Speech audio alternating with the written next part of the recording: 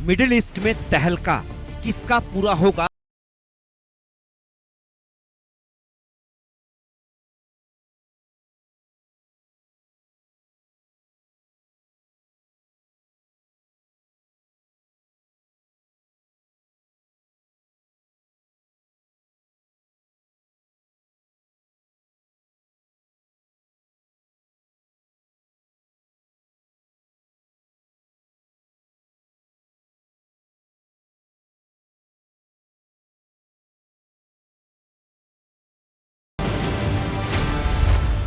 Khamenei भी नहीं कम, Netanyahu को दिखा रहे दम।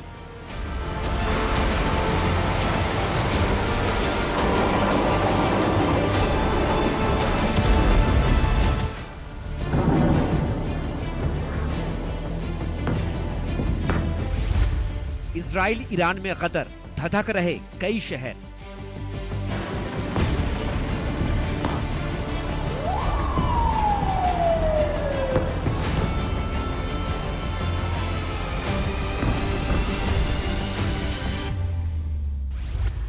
ट्रंप नेतन्याहू का गुस्सा, टहल रहा ईरान का हिस्सा हिस्सा।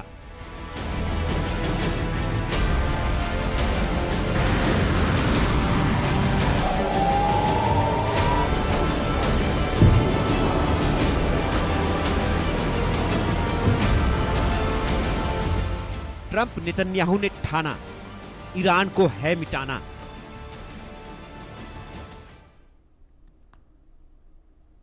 दो खास मेहमान हमारे साथ इस वक्त जुड़ रहे हैं। Major general retired Anuj Mathur defence expert के तौर पर, group captain retired D K. Pandey defence expert के तौर पर। बहुत स्वागत है आप दोनों का हमारे साथ जुड़ने के लिए। सबसे पहले मेजर जनरल अनुज माथुर, आपका रुख करते हुए, आपने जमीन पर इन चीजों को देखा है, आर्मी जिस तरीके से काम करती है, सिक्योरिटी फोर्सेस काम करते हैं, वो आप समझ रहे हैं। लेकिन हम शुरुआत में जिस तरीके से देख रहे थे, ईरान का जो डिफेंस है वो पिछले कई सालों से पाबंदियों में गुजर रहा है, लिहाजा वो एडवांसमेंट की स्टेज पर आ नहीं पाया।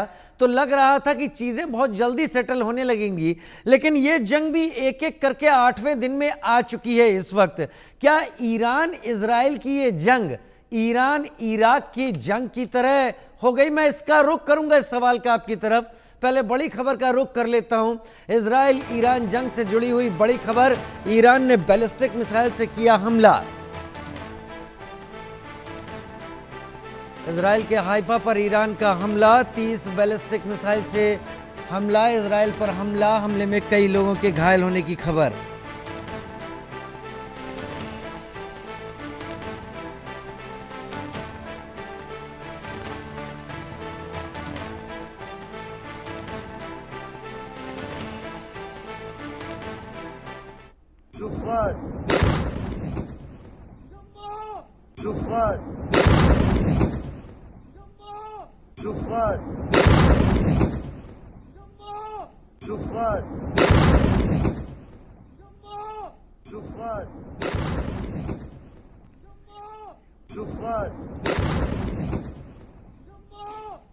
तस्वीरें आप देख रहे हैं इस वक्त टीवी स्क्रीन पर। ईरान ने बैलिस्टिक मिसाइल से हमला किया है। इजराइल के हाइफा पर ईरान का हमला, 30 बैलिस्टिक मिसाइल से इजराइल पर हमला किया है। रोज दोनों ही एक दूसरे के ऊपर हमला कर रहे हैं और ये तस्वीरें उसी की निशानी है।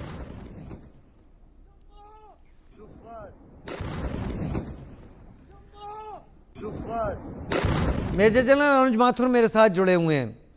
क्या आपको लगता है मेजर जनरल माथुर, ये जंग भी सालों तक चलने की तरफ आगे बढ़ रही है, या आपको लगता है कि जल्दी इसका कोई रिजल्ट सामने होगा? राजीव, जय हिंद। जय हिंद सर। मैं आपको इतना बता सकता हूं कि ये जंग ना तो यूक्रेन की जंग की तरह है, ना ही ये जंग अरब ईरान इराक वॉर जो कि कई साल चली उसकी तरह है। इसमें जो भी कुछ होना है वो, मेरा एक आकलन है कि वो बहुत जल्द होगा। ये जो 15 दिन का अमेरिका ने समय दिया है, ये 15 दिन का समय उन्होंने स्वयं के लिए नहीं लिया है। ये मेरा मानना है कि वो 15 दिन का समय इजराइल को दिया है कि भाई इन 15 दिनों में आप जो भी कर सकते हैं, जितना भी दबाव बना सकते हैं, जितने भी कैजुअलिटीज कर सकते हैं, जितना भी नुकसान पहुंचा सकते हैं, वो आप कर सकते हैं। उसके बाद हम देखेंगे कि परिस्थिति क्या है।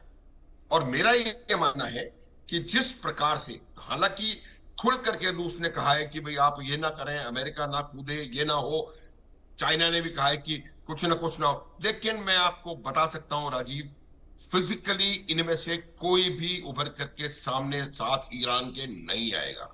एक भी इस्लामिक राष्ट्र ईरान के साथ नहीं है। पाकिस्तान जाकर के अमेरिका के चरणों में बैठ गया है, and they have chosen dollars over everything else, तो वो अलग हो गया है। तो मेरा ये मानना है कि ये युद्ध बहुत ज्यादा लंबा चलने वाला नहीं है। कुछ समय उम्मीद कर रहे हैं, और कुछ समय में कोई ना कोई इसका निर्णय निकलेगा कि क्या ईरान न्यूक्लियर डील साइन करेगा या किस प्रकार से इसका वो होगा। जहां तक सवाल इजराइल पे हो रहे हमलों का है, देखिए दोनों देशों में जमीन आसमान का टेक्नोलॉजी में फर्क है। रशिया ने अभी कहा, पुतिन ने क्या कहा कि मैंने उनको दिया हथियार, वो हथियार का प्रयोग नहीं कर पा रहे हैं वो ठीक से, और उसके बाद मैंने और ऑफर किया था जो कि उन्होंने लेने से मना कर दिया। ये जो रेजिम है ईरान की, ये चैलेंज्ड रेजिम है। इन्होंने कभी देश के भले के बारे में सोचा नहीं, और जो 75 से लेकर के आज तक के 50 सालों में, जो 79 से लेकर आज तक के 45-46 सालों में जो नुकसान ईरान को हुआ है, वो सबको पता है, जग जाहिर है। अब आप ये देखिए कि इसकी वजह जो मैं बोल रहा हूं क्या है, उसकी वजह यह है कि आज की तारीख में ईरान के पूरे एयर स्पेस पे वो बैठे हमें बताएंगे, पूरे एयर स्पेस पे इजराइल का कब्जा है। वो फ्रीली कहीं भी जाकर के जब चाहते हैं उसके ऊपर हमला कर सकते हैं। मिलिट्री लीडरशिप को उन्होंने खत्म, बहुत ज्यादा नुकसान पहुंचा दिया है, उनके न्यूक्लियर एसेट्स को बहुत ज्यादा नुकसान पहुंचा दिया है। देखिए जब भी कोई युद्ध आरंभ होता है, ये बात मैंने सिंदूर की वजह से भी आप ही के चैनल पे कई दफा कही है, उसके पॉलिटिको मिलिट्री ऑब्जेक्टिव्स होते हैं, और वो ऑब्जेक्टिव्स लेकर के इजराइल ने ये हमले किए थे। और उन ऑब्जेक्टिव्स में था कि ईरान की न्यूक्लियर कैपेबिलिटी को डिग्रेड करना, टू द एक्सटेंट कि वो अगले 20-25 सालों में सोच भी ना सके एटम बॉम्ब बनाने की। दूसरा था रेजिम चेंज करना, ताकि वहां पर सिचुएशन सुधरे। और वो सिचुएशन किसके लिए सुधरे राजीव? वो सिचुएशन ईरान के लोगों के लिए भी सुधरेगी अगर ये मुल्ला रेजिम वहां से हट जाएगी। ये वही ईरान है जो सन 47 से लेकर के 1979 तक ईरान इजराइल का मित्र था। ईरान से इजराइल चार्टर्ड फ्लाइट्स जाती थी, वहां पर लोग एक दूसरे के चीज एक्सचेंजेस होते थे। दोनों प्रोग्रेसिव कंट्रीज थी। जब पूरा अरब वर्ल्ड इजराइल के खिलाफ था, तो सिर्फ 3 मुसलमान देशों ने इजराइल की मदद की थी और उनके साथ थे, और वो थे ईरान, तुर्की और इथियोपिया। आप देखें आज वही देश कहीं ना कहीं बिल्कुल अलग हो गए, और ईरान की समस्या खुद ईरान है। ईरान की समस्या, ईरान की जो आज की रजीम है, वो रजीम जो कि टेक्नोलॉजिकली एडवांस होने को तैयार नहीं है। वो रजीम जिसने इतने अच्छे एयर डिफेंस वेपन्स, जिनका हमने अच्छे से काम किया, उनसे वो कुछ नहीं कर पाए। अक्टूबर में अब भी उनके 100 जहाज आकर के उनके ऊपर हमला करके चले गए, और आज भी उनके ऊपर 200 जहाज और 50 जहाज 100 जहाज कभी भी आके कुछ भी हमला करके चले जाते हैं। ये मैं आपको बता रहा हूं कि आपको दिखाई दे रहा है कि हाइफा में भी हमले हो रहे हैं। भाई 2 देशों की लड़ाई होंगे, क्यों नहीं होंगे? तेल अवीव में भी हो रहे हैं, वहां भी होंगे, और भी कई जगह हमले हो रहे हैं, सब जगह होंगे, जो वो भी लड़ रहे हैं। लेकिन जो क्वालिटेटिव कॉम्बैट ओवर मैच, ये मैं बोल रहा हूं, ये इजराइल के पास है। और वो जिस प्रकार से उन्होंने वहां पर पूरी तरह से ईरान के ऊपर वर्चुअल कंट्रोल किया हुआ है, समंदर के रास्ते से अमेरिका के जितने भी फोर्सेस वहां आ गई है, यूएसएस निमिट्स को उन्होंने डाइवर्ट कर दिया है, जॉर्ज वॉशिंगटन को उन्होंने वॉर्न करके रख दिया है। तो ये तमाम चीजें ईरान को पता नहीं पड़ेगा कि वो कहां से किस प्रकार फंस गए हैं। उनको उम्मीद थी पाकिस्तान से, पाकिस्तान ने जाकर के बिल्कुल मुंह मोड़ दिया है, सारे स्टेटमेंट्स उन्होंने बदल दिए हैं। और किसी तरह से, क्योंकि उस पाकिस्तान की एयर स्पेस का और उस पाकिस्तान के सैन्य बेसिस का और उस पाकिस्तान के एसेट्स का प्रयोग करके अमेरिका इस तरफ से ईरान के ऊपर हमला करने वाला है। हमला करेगा, या अगर आवश्यकता पड़ी तो हमला करेगा। तो ऐसा ठीक है सर, आगे डिटेल और आपसे लेता हूं, लेकिन ग्रुप कैप्टन रिटायर्ड डी के पांडे मेरे साथ इस वक्त जुड़े हुए, उनके पास भी मैं सवाल के साथ जाऊंगा। ग्रुप कैप्टन, मैं आज सवाल अपनी तरफ से वीव करके आपके सामने नहीं रख रहा हूं, आप लोगों के सामने। दरअसल स्ट्रेटेजी को समझना और डिप्लोमेसी को समझना ये हर एक के लिए आसान नहीं होता, लेकिन लोग जो बात कर रहे हैं ईरान इजराइल के इस कॉन्फ्लिक्ट या वॉर जो भी कहें इसको लेकर, उसमें जो सवाल उपज रहे हैं वो आपके सामने रखूंगा। मेजर जनरल अनुज माथुर ने अपने सवाल में उसका जिक्र, अपने जवाब में उसका जिक्र किया, मैं उसी के साथ आपके सामने आऊंगा। कोई भी जंग एक ऑब्जेक्टिव के साथ होती है।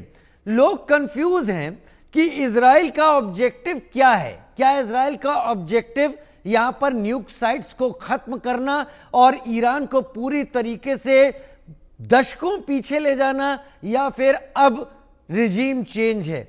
इजराइल को लेकर एक कंफ्यूजन है, क्लियर करें सर। जय हिंद और बहुत धन्यवाद मुझे इस परिचर्चा में शामिल करने के लिए। जहां तक बात है कि ऑब्जेक्टिव्स की, तो यहाँ पर मोटे मोटे तौर पर देखें तो यहाँ पर दो ऑब्जेक्टिव हैं। एक है मिलिट्री ऑब्जेक्टिव, ये भी समझा दीजिएगा सर, क्या मल्टीपल ऑब्जेक्टिव्स के साथ कोई जंग लड़ी जाती है? देखिए, आपके सामने रशिया यूक्रेन की वॉर है जिसमें कि 6 ऑब्जेक्टिव रखे गए हैं। तो वो डिपेंड करता है कि किस माहौल में है और किस मैग्नीट्यूड में आप लड़ाई कर रहे हैं। खैर, हम आते हैं ईरान इसराइल के उस पर तनाव में।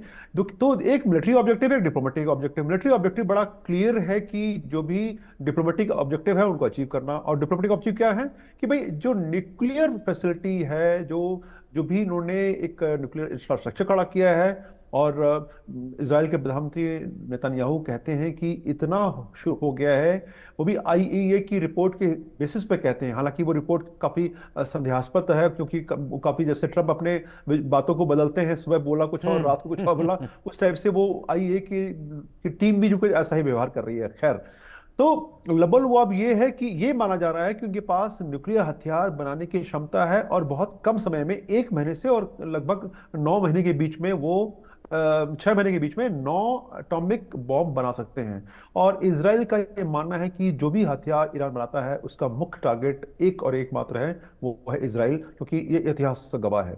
तो वो ये कहता है कि मेरे वर्चस्व की बात नहीं है, मेरे को तो अस्तित्व की लड़ाई लड़नी है। मेरा मुझे एग्जिस्टेंस मेरी जो है दांव पर लगी है, तो मुझे तो इनको समाप्त करना होगा। लेकिन इतना सहज भी नहीं है कि आपने कह दिया, क्योंकि देखिए ये ऑब्जेक्टिव तो पहले से चल रहा है, और हम देख रहे हैं कि जब जिस प्रकार से उन्होंने, ये तीसरा चरण है इस प्रकार के मिलिट्री ऑपरेशंस का, और उसका प्रत्युत्तर ईरान दे रहा है। ट्रू प्रॉमिस 1, ट्रू प्रॉमिस 2 और ट्रू प्रॉमिस 3 में एक बात और यहां जोड़ता चलूं कि ट्रू प्रॉमिस 3 जो है, वो उसका अंदर जो ट्रू प्रॉमिस 1 और 2 के अंदर जो सबक सीखे गए थे, उसके आधार पर पूरा पूरा उन्होंने अपनी लड़ाई का तरीका, अपने साजो सामान, अक्टूबर में पिछला ट्रू प्रॉमिस 2 हुआ था, और देखिए हम 2 अक्टूबर में, लगभग 10 महीने बीत चुके हैं, 9-10 महीने बीत चुके हैं। इस बीच में उसने वो सब तैयारियां करनी है कि जो 7 चरणों का लेयर्ड एयर डिफेंस है, जो कि पूरे विश्व में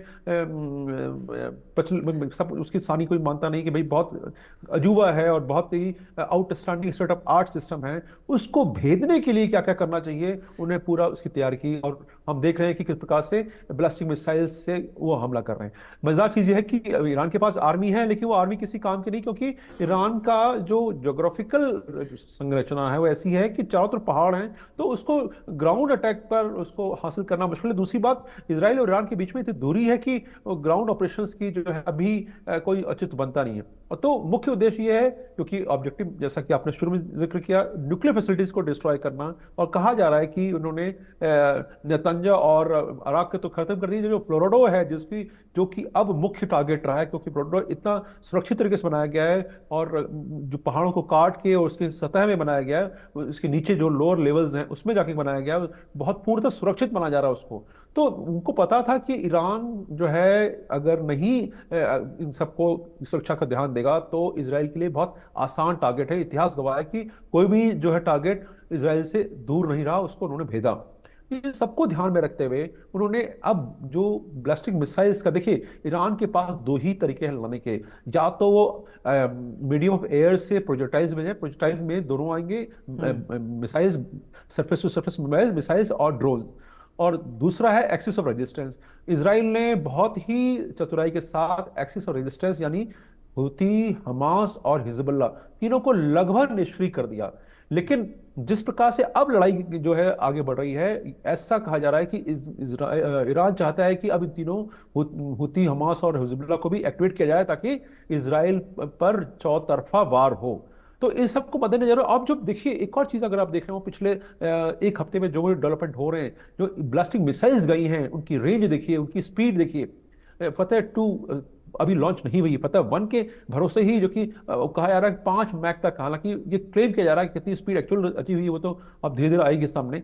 तो ये और सेजल मिसाइल, ये दोनों ने क्या करतब किया है हम देख रहे हैं। उनके हॉस्पिटल को जो किया है, साथ में उनके स्टॉक एक्सचेंज को जो डैमेज दिया है, कराया, पहुंचाया है। और जो विजुअल्स आ रहे हैं बता रहे हैं कि इस बार जो है ईरान के आक्रमण में वो पैनापन और प्रिसीजन है वो पहले नहीं था। तो अब जो है पूर्णतः दूसरा तरीका अख्तियार किया जा रहा है। लेकिन आखिर क्या है आगे, एंड रिजल्ट क्या है?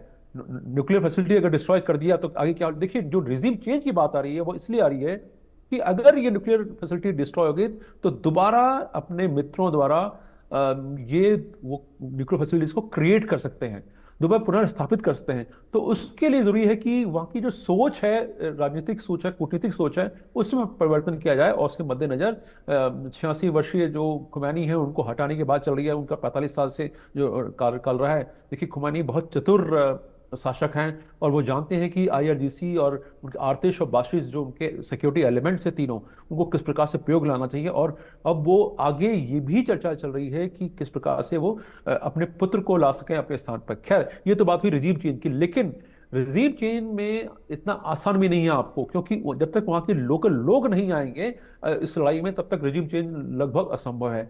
तो लोकल लोगों को अभी इंटरनेट कट है, उनके लिए जो कम्युनिकेशन के माध्यम है वो इम्पेयर्ड है, बड़े सीमित से हैं। तो लोगों की जो प्लानिंग है या मिलना है वो नहीं हो पा रहा। उसके लिए स्टार लिंक की सुविधा जो है वो भी अमेरिका जो है, ये हो रहा है कि स्टार लिंक की सुविधा दी जाए ईरान के मूल को, और वो मुफ्त ऑफ फ्री ऑफ कॉस्ट। तो ऐसे माहौल में, ताकि वो लोग आपस में लोग बातचीत कर सकें और ये जो साइकोलॉजिकल वॉरफेयर है इजराइल और अमेरिका द्वारा, उसको जो है लॉन्च किया जा सके, लोगों को कहा जा सके तो रिजीम बदलना होगा।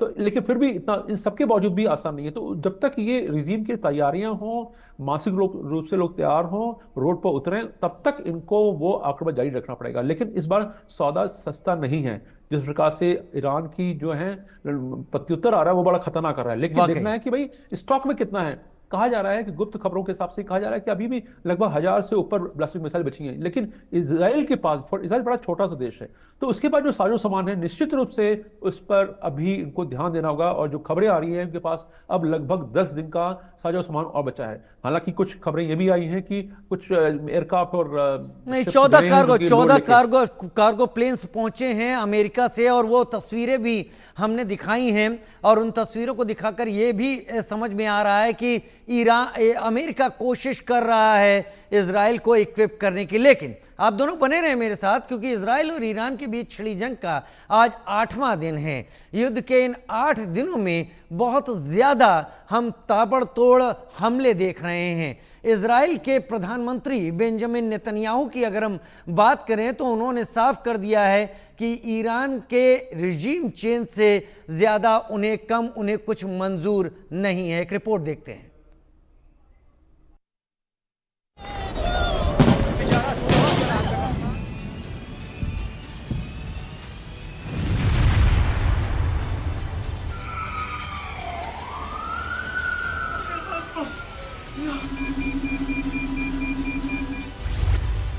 इजराइल का पक्का इरादा ईरान का परमाणु खाक करेगा। नेतन्याहू ने खाई कसम, खामेनेई की परमाणु साइट खत्म। इजराइल की ताबड़तोड़ बौछार, निशाने पर नतांज, इस्फहान, फोर्डो न्यूक्लियर परमाणु साइट पर स्ट्राइक, फाइनल फाइट। इजराइल और ईरान के बीच पिछले 8 दिनों से भीषण जंग जारी है। इजराइल ने ईरान के परमाणु कार्यक्रम को ध्वस्त करने की कसम खा ली है। नेतन्याहू खामेनेई के परमाणु ख्वाब को मिट्टी में मिलाने का प्रण ले चुके हैं। 19 जून को इजराइल ने ईरान की परमाणु साइट पर ताबड़तोड़ हमले किए। नेतन्याहू ने ईरान के नतांज, इस्फहान और अराक न्यूक्लियर प्लांट पर मिसाइल की बौछार कर दी। इजराइल के हमले में खामेनेई के परमाणु कार्यक्रम को बहुत नुकसान पहुंचा है। अंतर्राष्ट्रीय परमाणु एजेंसी यानी IAEA के मुताबिक इजराइल हमलों में ईरान के न्यूक्लियर प्रोजेक्ट को नुकसान, ईरान के खोंडवा हैवी वाटर रिसर्च सेंटर में भारी नुकसान, रिसर्च सेंटर की कई इमारतें बुरी तरह क्षतिग्रस्त हुई, न्यूक्लियर डिस्टिलेशन यूनिट को भी भारी नुकसान पहुंचा है। अब सवाल है कि क्या इजराइल ईरान के परमाणु कार्यक्रम को पूरी तरह से ध्वस्त कर पाएगा? ये सवाल अहम इसलिए भी क्योंकि ईरान की परमाणु ताकत को खत्म करने के लिए फोर्डो फ्यूल एनरिचमेंट प्लांट को तबाह करना बहुत जरूरी है। ईरान का सबसे अहम परमाणु केंद्र है फोर्डो प्लांट। ईरान का फोर्डो प्लांट जमीन के अंदर बंकर में है। बंकर तबाह करने के लिए इजराइल के पास हथियार नहीं है। बावजूद इसके इजराइल ने ईरान के फोर्डो परमाणु ठिकाने पर मिसाइलों की बरसात की है, लेकिन जमीन के काफी अंदर होने और मजबूत सुरक्षा कवच के चलते फोर्डो परमाणु ठिकाने को नुकसान नहीं पहुंच सका है। इसलिए इजराइल अमेरिका से मदद की अपील कर रहा है। अमेरिका की मदद से ही इजराइल का ईरान को परमाणु ताकत से मुक्त करने का प्रण पूरा हो सकता है। ईरान के फोर्डो प्लांट को खत्म करने के लिए अमेरिका के GBU-57 मैसिव ऑर्डिनेंस पेनिट्रेटर की जरूरत है। मैसिव ऑर्डिनेंस पेनिट्रेटर यानी MOP के कई वार से ध्वस्त होगा फोर्डो परमाणु ठिकाना। अमेरिका के पास 30,000 पाउंड बंकर बस्टर बम है। अमेरिका के बंकर बस्टर बम से खाक हो जाएगा फोर्डो प्लांट। हालांकि इजराइल के प्रधानमंत्री बेंजामिन नेतन्याहू ने साफ कर दिया है कि ईरान के सभी परमाणु ठिकानों को खत्म करने के लिए अमेरिका का इंतजार नहीं करेंगे। नेतन्याहू ने फिर से अपना प्रण दोहराते हुए कहा है कि ईरान के सभी परमाणु ठिकानों को ध्वस्त करने के लिए इजराइल प्रतिबद्ध है। इनमें ईरान का फोर्डो परमाणु ठिकाना भी शामिल है। इजराइल के हमले में ईरान को जानमाल का भारी नुकसान हो रहा है। ईरान में अब तक कम से कम 657 लोगों की मौत हो चुकी है। मरने वालों में 263 नागरिक और 164 जवान हैं। इजराइल के हमले में 2037 लोग घायल भी हुए हैं।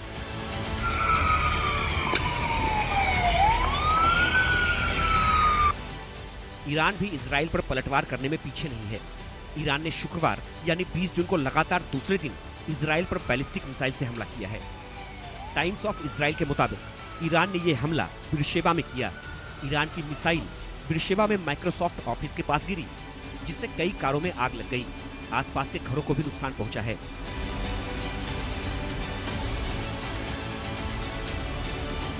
इस हमले में 6 इजरायली नागरिक घायल भी हुए हैं। गुरुवार को ही यानी 19 जून को भी ईरान ने बीरशेबा शहर पर मिसाइलें दागी थी, जो एक अस्पताल पर गिरी थी। इस हमले में 50 से ज्यादा लोग घायल हुए थे। ईरान के हमले में अब तक इजराइल के 24 लोगों की मौत हो चुकी है, वहीं 600 से ज्यादा लोग घायल भी हुए हैं। ईरान के मुकाबले इजराइल को नुकसान कम हुआ है। नेतन्याहू का मकसद ईरान के सभी परमाणु ठिकानों को नेस्तनाबूद करना है। इसके लिए उसे अमेरिका का साथ चाहिए। अगर नेतन्याहू को अपना मकसद पूरा करने के लिए ट्रंप का साथ नहीं मिला, तो नेतन्याहू कुछ दिनों में कोई बड़ा फैसला ले सकते हैं, और ये बड़ा फैसला मिडिल ईस्ट में थर्ड वर्ल्ड वॉर को जन्म दे सकता है। Bureau report, India news. तो खास मेहमान हमारे साथ इस वक्त लगातार जुड़े हुए हैं। मेजर जनरल अनुज माथुर, डिफेंस एक्सपर्ट के तौर पर ग्रुप कैप्टन DK पांडे मेरे साथ जुड़े हुए हैं। मेजर जनरल माथुर, अमेरिकी एडमिनिस्ट्रेशन की अगर बात करें, मैं रूस यूक्रेन युद्ध को यहां पर रखते हुए बात कर रहा हूं। अमेरिकी एडमिनिस्ट्रेशन रूस यूक्रेन युद्ध में, अब वो जो बाइडेन हो या आज ट्रंप हो, मैं एडमिनिस्ट्रेशन की बात कर रहा हूं, वो लगातार सपोर्ट कर रहा था, वेपन्स दे रहा था, सब कुछ प्रोवाइड करवा रहा था, खुद सामने नहीं आ रहा था। लेकिन यहां इजराइल के मामले में अमेरिकी एडमिनिस्ट्रेशन उतना खुलकर आता हुआ नहीं दिखा है। वो इंतजार कर रहा है। ये टैक्टिकल है या और कोई बात है? राजीव, देखिए, मैं थोड़ा सा आपसे डिसएग्री कर रहा हूं। अमेरिका का पूरा सपोर्ट इजराइल को है। अब मैं पहले तो ये दोनों बैटल ग्राउंड्स को थोड़ा पर्सपेक्टिव में रखने की कोशिश करता हूं। जो यूक्रेन की लड़ाई है, एक तो यूक्रेन और रूस में बहुत ज्यादा अंतर है, हर किस्म का, चाहे इकोनॉमिकली हो, चाहे मिलिटरीली हो, चाहे न्यूक्लियर कैपेबिलिटी हो, चाहे कुछ भी हो। दूसरी बात है कि यूक्रेन अमेरिका का ओनली बेस्टियन वहां पर नहीं है। अमेरिका, नाटो पूरा वहां पर मौजूद है, और रूस वहां पर एक है और बाकी पूरा अमेरिका के साथ है लगभग। यहां पर उल्टा है। यहां पर इजराइल जो है वो अमेरिका के लिए एक बहुत ही महत्वपूर्ण बेस है। अमेरिका का जो पूरा मिडिल ईस्ट का ख्वाब है, सही गलत वो अपन बाद में बात करेंगे, वो पूरे मिडिल ईस्ट के ख्वाब को सही मूर्त रूप देने के लिए इजराइल की उनको जरूरत है। और चूंकि वो जरूरत उनको है, तो ये लड़ाई यूक्रेन रूस की युद्ध से अलग है। हालांकि वहां पर भी अमेरिका का बेसिक स्टांस बदली नहीं हुआ है। ऐसा नहीं है कि वो पूरी तरह से हाथ वहां से निकाल करके ले गए हैं, वो नहीं कर रहे हैं तो नाटो के बाकी देश कर रहे हैं। यूक्रेन को लगातार मदद मिलती जा रही है। उसी प्रकार से इजराइल को भी लगातार मदद मिल रही है, पहली बात। दूसरी बात, इजराइल बाय इटसेल्फ ईरान से टेक्नोलॉजिकली कॉम्बैट एज उसकी बहुत ज्यादा है। उसकी वजह से आप देखिए, अभी आप देख लें कि कैजुअलिटीज दोनों तरफ कितनी है, जबकि छोटा सा देश है, वहां कैजुअलिटीज ज्यादा होनी चाहिए थी। छोटा देश है, वहां पर मिलिट्री के जनरल्स ज्यादा जाने चाहिए। जिस प्रकार से इजराइल ने ईरान के ऊपर नुकसान पहुंचाया है, चाहे वो न्यूक्लियर साइंटिस्ट हो, चाहे वो मिलिट्री एसेट्स हो, चाहे वो न्यूक्लियर उनके जो ठिकाने हो, उन तमाम चीजों को जबरदस्त नुकसान पहुंचाया गया है। और इजराइल के पास एक सबसे बड़ा जो फोर्स मल्टीप्लायर है, राजीव, सबसे बड़ा फोर्स मल्टीप्लायर इजराइल का है उसकी इंटेलिजेंस एजेंसी मोसाद। आज मोसाद ईरान के बारे में खमैनी से ज्यादा जानती है, ये बात आप माने। तो जब ऐसी परिस्थिति है, ऐसी आपके पास एसेट है, वही वजह है कि आप बिल्कुल पिन पॉइंटेड डायरेक्ट अटैक्स कर रहे हैं। और ये मिलिट्री हिस्ट्री में, इतिहास में कभी ऐसा नहीं देखा गया कि एक दिन की लड़ाई में आपके 14 जनरल मर जाएं। It's not a joke. 20 scientist चले जाएं, आपके 4-5 इंपॉर्टेंट न्यूक्लियर साइट्स के ऊपर direct attack, missile direct pin pointed attack हो जाए, आपको नुकसान हो जाए, आपको अपना एनरिच्ड यूरेनियम शिफ्ट करना पड़ जाए। ये जो मेरा मानना है कि दिखाई दे रहा है कि हाइफा में हमले हो रहे हैं, तेल अवीव में भी हो रहे हैं, और भी कई जगह हो रहे हैं, नुकसान भी हो रहा है, हॉस्पिटल भी गिर रहा है, 2-4 माइक्रोसॉफ्ट की बिल्डिंग पे भी एक आध बम गिर गया है। जब आप दो देश लड़ाई लड़ेंगे तो ऐसा तो हो नहीं सकता कि एक ही की तरफ नुकसान हो, दूसरी तरफ ना हो। आपको कंपैरेटिव देखना पड़ेगा। आप ये देखिए, मेरा ये मानना है कि अभी तक it is true and true advantage Israel. और दूसरी बात, अमेरिका डायरेक्टली नहीं भी आएगा तब भी मेरा मानना है कि इजराइल जो है केपेबल है अपने पॉलिटिको मिलिट्री ऑब्जेक्टिव्स को हासिल करने के लिए। और उन्होंने जो ऑब्जेक्टिव्स देकर के वो चले थे, उसमें से काफी हिस्सा, जैसा कि हमने सिंदूर में कुछ देर में कर लिया था, उसका काफी बड़ा ऑब्जेक्टिव उन्होंने पहले एक दिन में हासिल कर लिया। उनकी 3 चीजों पर उन्होंने एक साथ प्रहार किया और उस पर नुकसान पहुंचाया। पहला, जो इंफ्रास्ट्रक्चर है, न्यूक्लियर इंफ्रास्ट्रक्चर, उसको नुकसान पहुंचाया। नातांज है, गंदाब है, या ओकरा है, जहां भी है। फोर्डो में अभी नहीं कर पाएंगे, वहां भी होगा। देखिए, वहां हमला तो किया जाए, लेकिन उसका असर क्या है। दूसरी चीज, जो उनकी सोच, जो लोग उस फैसिलिटी को प्रयोग में ला रहे थे, यानी कि न्यूक्लियर साइंटिस्ट्स, जब आपके पास साइंटिस्ट ही नहीं होगा, जो आदमी, जिस आदमी को काम करना है उस न्यूक्लियर एसेट पे, जब वही नहीं होगा तो आप आगे क्या काम करेंगे। तीसरा उनका जो अटैक हुआ है वो हुआ है उनकी लीडरशिप के ऊपर, सोच के ऊपर। जो सोच उनकी है, एटमी सोच, उस पर हमला हुआ है। और आप देखें, 1/3 जो मिसाइल लॉन्चर्स हैं इजराइल के, ईरान के, वो खत्म कर दिए हैं इजराइल ने। थोड़े दिनों बाद उनको हाथ में उठा करके अपनी मिसाइलें फेंकनी पड़ेंगी। मिसाइल देख के करेंगे क्या वो। तो मेरा यह मानना है कि जिस प्रकार से ईरान के ऊपर दबाव आ रहा है और जिस प्रकार से ईरान के ऊपर लगातार नुकसान हो रहा है, नुकसान दोनों तरफ हो रहा है, मैं दोबारा कह रहा हूं राजीव, लेकिन जिस प्रकार से ईरान पर नुकसान हो रहा है तो उन पर बहुत ज्यादा दबाव बढ़ने वाला है। रूस भी खुलकर ये नहीं आया है सामने कि वो आ जाएगा लड़ने के लिए उनकी तरफ से, और चाइना तो अपने खुद के लिए लड़ने को तैयार नहीं है, दूसरों के लिए क्या लड़ेगा। तो मेरे को लग रहा है कि ईरान को ये लड़ाई अकेले लड़नी पड़ सकती है। एक उनका घनिष्ठ मित्र था, उसका नाम था पाकिस्तान, वो जा करके उनको काफी लंच करके आ गए, प्रेजेंटेशंस दिए, और वो जाकर के ट्रंप साहब के पतलून में बैठ गया। अब आप देखेंगे कि किस प्रकार से, आप देखिए किस देश का सेना नायक 6 दिन के लिए एक होटल में जाकर के रह सकता है, असंभव है। उसको वहां पर बुलाया गया था, और टाइमिंग देखिए, वो टाइमिंग था कि उसको पता था कि 13 तारीख को, फ्राइडे को अटैक होगा, तो उससे एक दिन पहले उसको वहां पर सम्मन किया गया, और 19-20 तारीख तक उसको वहां पर बैठा के रखा गया ताकि कोई गलत स्टेटमेंट ना चला जाए, पाकिस्तान कोई उथल पुथल ना कर दे। अब ये जो पाकिस्तान है, वो उसको इतना तकलीफ होने वाली है, वो चाइना और अमेरिका को बैलेंस करने में अपने आप को बहुत छोटा पाएगा। मुस्लिम वर्ल्ड को अपनी पोजीशन जस्टिफाई करने में पाकिस्तान के पसीने छूट जाएंगे, और अपनी आवाम को अपने पोजीशन, अपना स्टांस जस्टिफाई करने में उनके पसीने निकल जाएंगे। आप ये देखिएगा। और अब ईरान तो जो है वो हो ही गया है। राजीव जी हाँ, आपने बड़ा डिटेल में चीजें सामने रखी, लेकिन ग्रुप कैप्टन डी के पांडे, अगर ट्रंप एडमिनिस्ट्रेशन, इस लड़ाई में ट्रंप एडमिनिस्ट्रेशन बहुत ज्यादा एक की रोल निभाता हुआ दिखाई पड़ रहा है, लेकिन खामोश है। हालांकि आज ये चीजें सामने आई कि 14 एयरक्राफ्ट पहुंचे हैं, लेकिन अगर फोर्डो के अंडरग्राउंड न्यूक्लियर एनरिचमेंट सेंटर कहें या उस सेंटर को तबाह करने के लिए अगर जरूरी मदद नहीं देता है, जिसका बात एमओपी जिसको कहते हैं या बंकर बस्टर भी कहते हैं, तो ये इजराइल का ऑपरेशन अधूरा रहता है। नेतन्याहू के पास फिर कौन कौन से उपाय बचते हैं? देखिए, एक आपने एमओपी का जिक्र किया, मैं थोड़ा सा दर्शकों की जानकारी के लिए बता दूं कि ये किस्सा क्या है। एमओपी मतलब मैसिव ऑर्डिनेंस पेनिट्रेटर, यानी कि काफी गहराई तक चोट पहुंचाने वाला। अब क्या इजराइल को पता नहीं कि कैसी टेरेन है, कैसा ज्योग्राफिकल है स्ट्रक्चर ईरान का? बिल्कुल पता है। तो इजराइल के पास ऐसे बॉम्ब हैं जो कि बंकर बस्टर बॉम्ब की श्रेणी में आते हैं। BLU 109 है, GBU 28 है। लेकिन इनकी जो BLU 109 है, इसमें ये केवल 6 से 8 फीट की गहराई तक जा सकता है, जबकि GBU 28 है वो 16 से 20 फीट की गहराई से जा सकता है। तो इन बातों को ध्यान रखते हुए ईरान ने फ्लोरिडो को जो बनाया है वो और गहराई में जाके बनाया है, वो 100-150 फीट की गहराई तक है। हालांकि इतना आसान नहीं है पहाड़ों को काट कर बनाना और वहां पर एक प्रॉपर लैब क्रिएट करना, तो वक्त लगा उनको, लेकिन उन्होंने हासिल किया। अब आवश्यकता है GBU 57 जिसको कि MOP कहा जाता है, वो उसकी जो है वॉरहेड 2700 किलो का वॉरहेड है, जबकि इसके पहले जो वॉर मैंने जिक्र किया उनका वॉरहेड 1800-2000 kg के आसपास था। GBU 28 का मैं जिक्र कर रहा हूँ।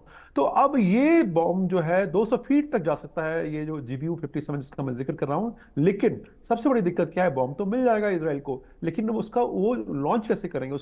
उसके लिए जरूरी है B2 बॉम्बर, क्योंकि उसमें ऐसा जो है उसका डिजाइनिंग, ऐसा कॉन्फ़िगरेशन है जहाज का कि वो उसी जहाज के माध्यम से उसको लॉन्च किया जाता है। क्योंकि देखिए, कोई भी ऑर्डिनेंस हो, कोई भी वॉर हेड हो, उसको ले जाने के लिए जहाज में शक्ति होनी चाहिए, उसके ताकत होनी चाहिए, उसके थ्रस्ट क्रिएट कर सके, साथ में स्पीड आ सके।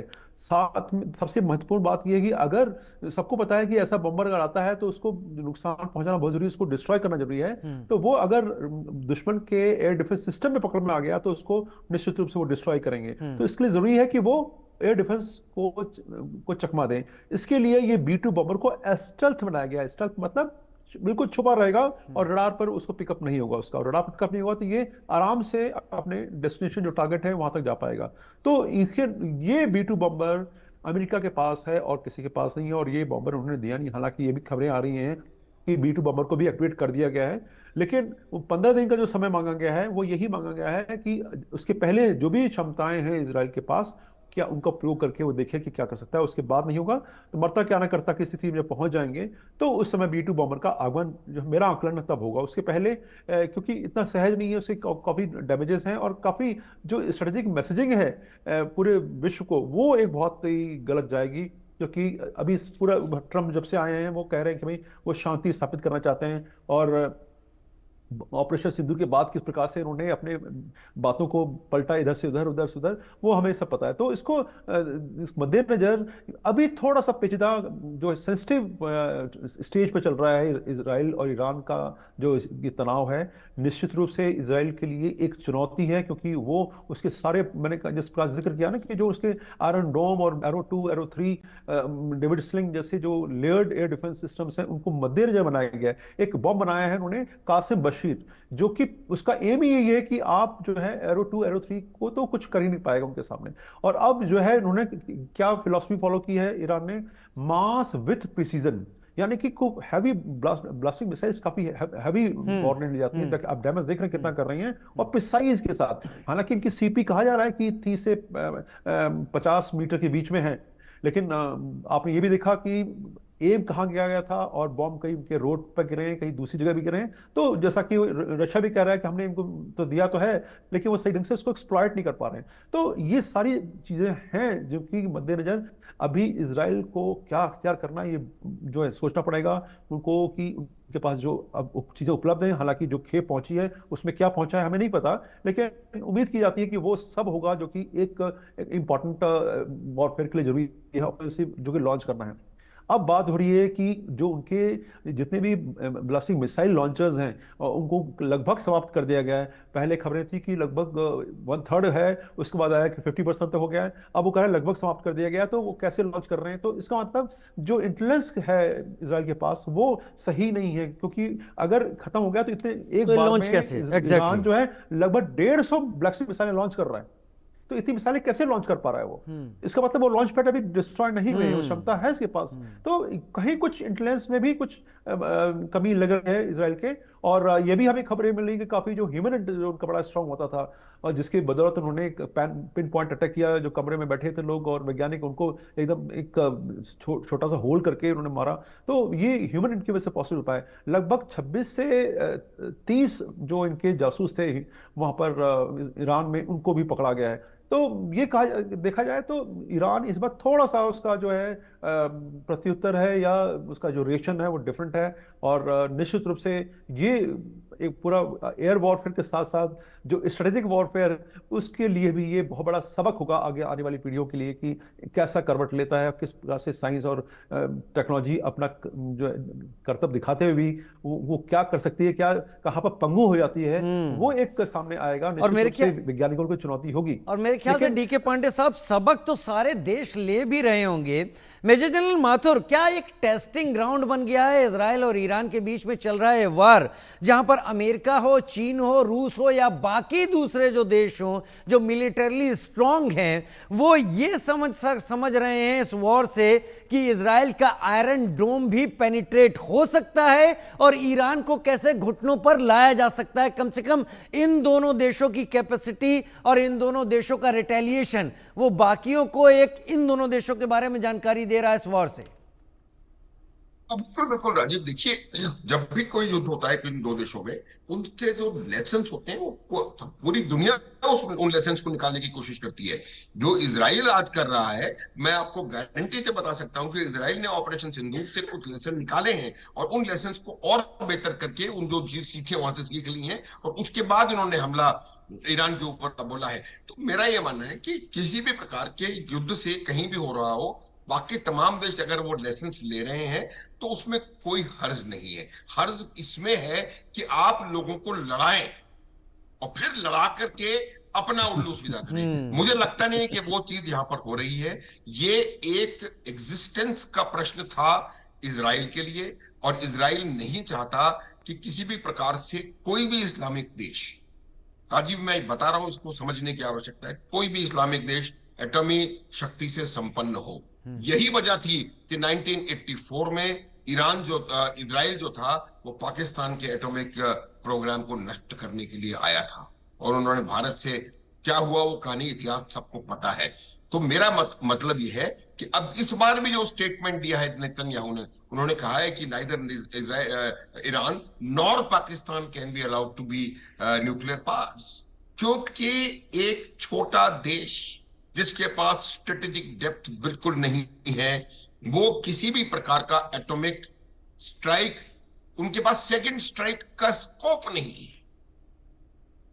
5 बम इजराइल में गिरेंगे, इजराइल खत्म। तो इसलिए उनको घबराहट है। It's a matter of existence Rajiv, exactly Israel. तो इसी वजह से वो, उसके अलावा दूसरी बात, अमेरिका का क्या प्रॉब्लम है? अमेरिका की 3 प्रॉब्लम है इसमें। पहला तो यह है कि अमेरिका ये समझता है कि न्यूक्लियर पाकिस्तान को वो कंट्रोल कर सकता है क्योंकि वो उनके कब्जे में है हर तरीके से, लेकिन न्यूक्लियर ईरान उनके लिए भी थ्रेट है, ये उनका मानना है, ये उनकी सोच है, पहली बात। दूसरी बात, अमेरिका इस बात को समझता है या सोचता है या मानता है कि ईरान जो है रूस और चीन के लिए मध्य पूर्व में एक गेटवे का काम कर सकता है। तो वो नहीं चाहता कि जो उनकी बापौती लगी हुई है, जो उनकी दादागिरी मध्य पूर्व में है अमेरिका की, उसमें आकर के चीन या रूस सेंध लगाएं। रूस को तो काफी हद तक उन्होंने न्यूट्रलाइज कर दिया, अब उनकी परेशानी चाइना से है। तो वो समझते हैं कि Iran can be A gateway for China. दूसरी बात, तीसरी बात यह है कि उनके अपने स्ट्रेटेजिक और इकोनॉमिक सेट्स और स्ट्रेटेजिक एंड इकोनॉमिक इंटरेस्ट्स मध्य पूर्व में इतने सारे हैं कि वो नहीं चाहते कि कोई भी देश जो है वो वहां पर इतना शक्तिशाली हो जो कि उनकी हेजमनी, उनकी जो वहां पर दादागिरी मैं कहूंगा उसको उसको चैलेंज कर सके। इसलिए वो नहीं चाहते कि अब इजराइल जो है वो, ईरान जो है वो न्यूक्लियर पावर बने। ये तमाम वजहों से अमेरिका ने इस बात का यकीन किया है कि इसको विश्व युद्ध के थ्रेशोल्ड तक ना ले जाकर के उससे पहले इतना ईरान पर दबाव बना दिया जाए, आर्थिक रूप से, सामरिक रूप से और साइकोलॉजिकल रूप से, तीनों तरीकों से इतना दबाव उस पर बना दिया जाए कि वो सक्षम करे और वो न्यूक्लियर डील साइन करने पर मजबूर हो जाए। उसके अलावा ये मेरा हंच है राजीव, मैं बता रहा हूं कि आने वाला समय देखेगा कि चाहे रशिया चाहे या ना चाहे, चीन चाहे या ना चाहे, उत्तर कोरिया कुछ भी कहता रहे, ईरान में रजीम चेंज होके रहेगा। ये मेरा मान। मैं इसी सवाल पर आ रहा था ग्रुप कैप्टन डी के पांडे, ईरान में रजीम चेंज होकर रहेगा। मेरा सवाल यह है कि रजीम चेंज क्या सॉल्यूशन है, और इससे भी बड़ी बात यह जो मेजर जनरल अनुज माथुर कह रहे हैं, क्या रजीम चेंज हो सकता है? देखिए, होने को सब कुछ संभव है। वो जमाने अब जो है, क्योंकि विज्ञान इतनी तरक्की कर चुका है कि सब कुछ संभव है, तो मैं उस पर प्रश्न चिन्ह नहीं लगाऊंगा कि नहीं हो सकता। अवश्य हो सकता है। जरूरत है कि एक प्रॉपर ऑर्गेनाइज वे में इसको अचीव करने का प्रयास किया जाए। महत्वपूर्ण यह है कि क्या रिजीम चेंज होने के बाद वो परिणाम आएंगे जिसका अनुमान कर रहे हैं, आशा कर रहे हैं, वो बहुत बड़ा प्रश्न है। तो निश्चित रूप से इसमें बहुत साफ है तस्वीर की अगर अयतुल्ला खमैनी के ही टीम के लोग आएंगे तो वो शायद थोड़े दिन के लिए शांति होगी, जब वो दोबारा अपने आप को पुनर्स्थापित कर पाएं और चीज़ों को जो है वो रिपेयर कर पाएं, ठीक कर पाएं। लेकिन वो फिर लबोलबाब होगा कि वो दोबारा जो प्रॉब्लम इजराइल अभी फेस कर रहा है आज, वही आगे भी फेस करेगा। इसको जरूरी है कि जो एक इस्लामिक माइंडसेट है, जो सेंटीमेंट है, उसको वहां से बदलना पड़ेगा, क्योंकि जब तक वो नहीं बदला जाएगा तब तक जो है शांति थोड़ा सा मुझे मुश्किल लग रही है कि आ पाएगी। क्योंकि उसमें धार्मिक के अलावा जो एक सामरिक उद्देश्य है, एक वर्चस्व का, और सारी लड़ाई है ऑर्गेनाइजेशन ऑफ इस्लामिक कंट्रीज की। कौन जो है वो प्रभुत्व बता सकता है अपना ओआईसी में। टर्की कहता है कि मैं नाटो का मेंबर हूं, मैं हूं बॉस, और पाकिस्तान कहता है मेरे पास न्यूक्लियर बॉम्ब है, मैं हूं बॉस, और ईरान कहता है भाई मुझे मत भूलो, मैं हूं बॉस। तो ये जो एक सऊदी अरबिया कहता है भाई कि मैं तो पूरा मिडिल ईस्ट में ही चला रहा हूँ, पैसे की कमी नहीं, मैं सब कुछ जो है मेरे पास, सभी सुविधाएं मेरे पास है, तो और किसी देश के पास नहीं। तो इनके बीच में जो एक लड़ाई है, तनाव है इनका वर्चस्व का, वो एक बहुत बड़ा कारण है कि ये अब ईरान क्या करे जो कि अपने वर्चस्व को बना सके। दूसरा एंगल ये है। तो ये है, इनमें इनका जो सिलेक्शन कैसे होता है मैं उसके बारे में और बता दूं कि इनका एक टीम है एक्सपर्ट्स की, टीम ऑफ एक्सपर्ट्स है जिसमें कि 88 लोग हैं, और उनमें से 45 लोगों को वोट देके बताना होता है कि उनका, खोमेनी साहब का जो उत्तराधिकारी होगा वो कौन होगा। लेकिन इसको पूरा बदलने के लिए वो जरूरी है, हालांकि काफी जो उनकी लीडरशिप थी, जो उनके क्लोज नेटवर्क था खोमेनी का, वो लगभग समाप्त कर दिया गया। उसमें से जो इंपॉर्टेंट लोग थे जो उसको डिसीजन देते थे, दायां हाथ बायां हाथ और उनका दिमाग जो भी कहा जाए, इजराइल ने उनको चुन चुन कर समाप्त कर दिया। तो रिजीम बदलने के लिए आधार तैयार हो गया है। लेकिन अगर वहां के लोग, वहां के मूल जो लोग निवासी हैं, अगर वो आगे नहीं आ पाएंगे तो रिजीम कैसे चेंज होगा? क्योंकि हालांकि जो पूर्व राजसी युग था और मिस्टर पहलवी थे, उनके पुत्र साहब जो है कह रहे हैं कि वक्त है, अब बिल्कुल सही समय आ गया कि हम इसको बदलें। तो साथ में जो है, जो खुमैनी की कुछ लोग उसमें टीम में भी हैं जो चाहते हैं कि खुमैनी अब बूढ़े हो चुके हैं और उनको बदलना चाहिए। तो बहुत सारे फैक्टर हैं जो कि एक कंडूसिव एनवायरनमेंट देते हैं रिजीम चेंज का। लेकिन जब तक कि वहां का जन समर्थन नहीं मिलेगा इस ऑपरेशन को, इस मुद्दे को, तब तक रिजीम चेंज होना लगभग असंभव है। क्योंकि आप डंडे के जोर पर रिजीम चेंज करेंगे तो वो फिर वो अमानवीय तरीके से ही हो पाएगा। अगर मानवीय तरीके से करना है तो आपको एक ही रास्ता है कि वहां के लोग आगे आए और वो जो है करे ऐसा कि जो है रिजीम चेंज हो, कोई इसके अलावा कोई चारा नहीं। क्योंकि इलेक्शन वहां भी डेमोक्रेटिक सिस्टम है, तो उस डेमोक्रेटिक सिस्टम में जब तक कि जो इस्लामिक एलिमेंट्स हैं उनको नहीं निकाला जाएगा, तब तक शायद जो चाहते हैं वो नहीं हो पाएगा। क्योंकि देखिए, न्यूक्लियर बॉम्ब होना कोई गुनाह नहीं है, इजराइल के पास भी वो है, लेकिन उसको आप उसको दुरुपयोग नहीं करना। डेटरेंस के रूप में आप आपने रखा हुआ है। लगभग मुख्य जो देश हैं, प्रभावशाली देश हैं, वो सभी देशों के पास न्यूक्लियर लेकिन ईरान का तो यही नुक है। कहना है कि ईरान के पास अगर न्यूक्लियर बॉम्ब होगा तो उसका इस्तेमाल इजराइल के खिलाफ करेगा। अब मैं आप दोनों के पास 2-2 मिनट के लिए आना चाहूंगा, इससे पहले कि मैं प्रोग्राम को समअप करूं, और 2-2 मिनट में मेरा आप दोनों से एक ही सवाल होगा। मेजर जनरल माथुर, पहले मैं आपके पास आना चाहता हूं, क्या ट्रुप्स ग्राउंड पर उतर सकते हैं? मेरा सवाल यह है, क्या ईरान के बॉर्डर पर इजराइल के ट्रुप्स या इजराइल के बॉर्डर पर ईरान के ट्रुप्स उतर सकते हैं? यह संभव है? राजीव, एक शब्द में जवाब दूंगा, नहीं। उसकी वजह है, देखिए, जिस प्रकार का वॉरफेयर, ये इसको मिलिट्री पार्लेंस में हम लोग इस बारे में पहले बात कर चुके हैं, अट्रिशन वॉरफेयर है। और अट्रिशन वॉरफेयर का उद्देश्य होता है कि दूसरे पक्ष के ऊपर मैन, मटेरियल और मोरल, इन 3 एम्स का इतना आप उनको डिग्रेड कर दें कि उनके लड़ने की क्षमता और लड़ने की इच्छा शक्ति खत्म हो जाए। और यही इस अट्रिशन वॉरफेयर इजराइल की तरफ से होता रहेगा, अमेरिका की मदद से, और ये वहां पर बदलाव लेकर के आएगा। इससे ईरान को झुकाया जाएगा, ये मेरा मानना है, पहली बात। दूसरी बात, जहां तक रिजीम चेंज की मैं बात कर रहा था, देखिए, पिछले 2 सालों में ईरान में जिस प्रकार से बुरके के खिलाफ, इसके खिलाफ, उसके खिलाफ बातचीत हुई है, वो हमको देखनी चाहिए, पहली बात।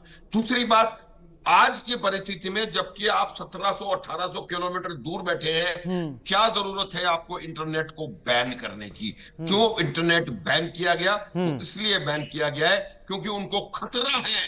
वो जानते हैं जो अंडर करंट्स ईरान में अभी चल रही हैं, ठीक है, ये वही ईरान है जो 77-78 तक बहुत संक्षेप अब संक्षेप में मैं डीके पांडे साहब से भी पूछ लेता हूं।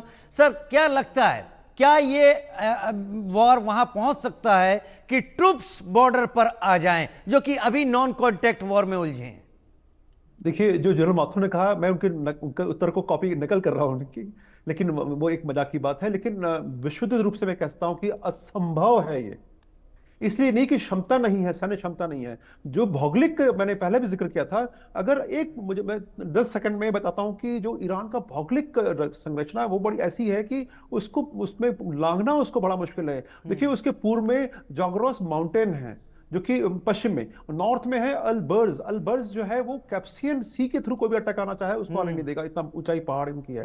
जो वेस्ट से, जो पश्चिमी दिशा से अगर कोई अटैक करना चाहता है तो उसको जोगरस माउंटेन श्रृंखला है, उसको पार करना पड़ेगा। बहुत दुर्लभ ये माउंटेन है, क्योंकि वहां पर फ्लाइंग करना और वो सब बड़ा मुश्किल होता है। किस प्रकार से ये इजरायली कर रहे हैं, वो एयरफोर्स मैनेज कर रही है, IDF, ये उनके काबिल तारीफ है। और तीसरा जो है उनके पास जो ईस्टर्न माउंटेन है, जो कि अफगानिस्तान, पाकिस्तान की तरफ से आने वाले खतरे को रोकते हैं। और साथ में 2 डेडली डेजर्ट हैं, उनका टेम्परेचर बहुत ज्यादा है, दस्ते केविन और दस्ते।